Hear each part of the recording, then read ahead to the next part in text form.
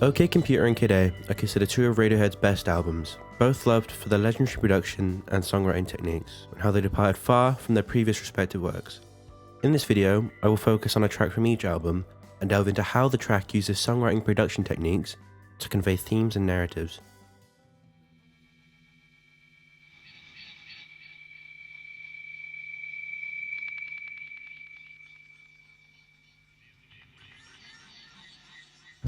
For the first track, I chose a personal favourite from OK Computer, Climbing Up the Walls.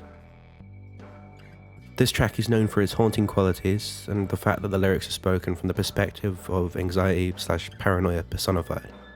The song opens on some ambient noises that grow resonant and almost ear-piercing immediately, revealing to the listener that this track is going to be unsettling. Fun fact, I don't know if it's intentional or not, but in smaller spaces like cars, these high-pitched noises seem to resonate much louder than normal, which means that if you're in a claustrophobic space and this song is playing, it'll only add to the tension and anxiety, which I find to be an amazing detail, regardless of if there was any actual intention. The snare drum in this track actually has the snares loosened, which in itself isn't a new and unique technique, but it clearly is a choice that feels well thought out and adds substantially to the song. It pushes to the front of the mix and feels violent and harsh with the compression. The added reverb on the snare also adds to the hollowness of the sound, feeling like someone violently knocking on the door to your room trying to get in. I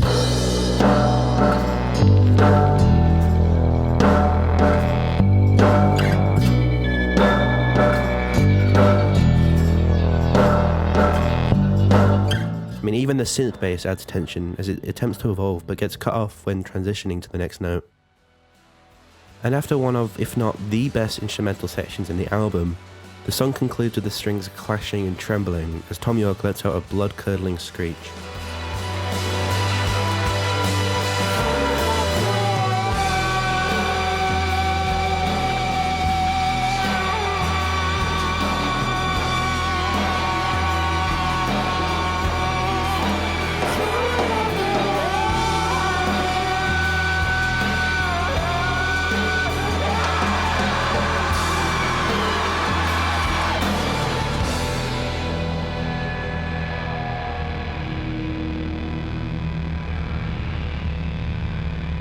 This track does a phenomenal job at building tension and unease in the listener, and it's clear that the band has put an immense amount of thought and effort into each creative decision.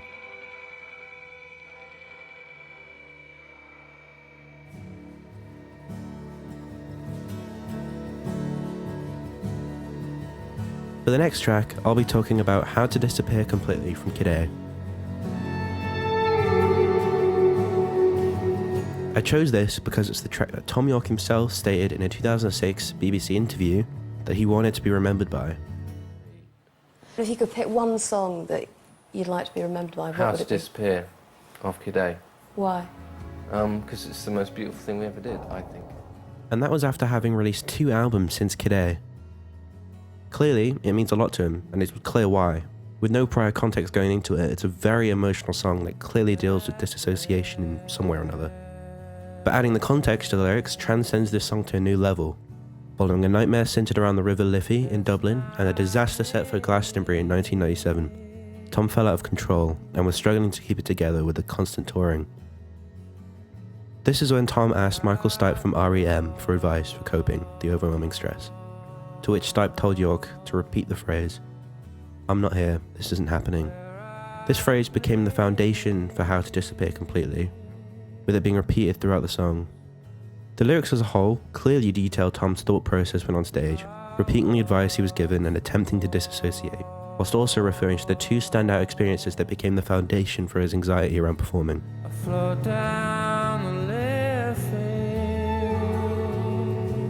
But as mentioned before, you don't need context to grasp just how powerful this song is.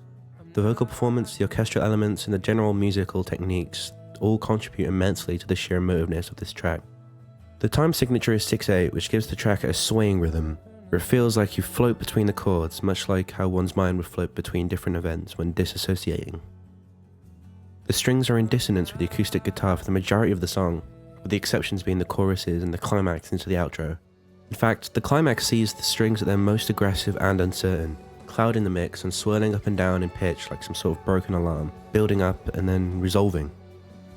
The track begins to end with the strings working with the rest of the instruments, perhaps the band seeing some optimism for the future, or maybe an acceptance or acknowledgement that the coping mechanisms aren't sustainable for anyone.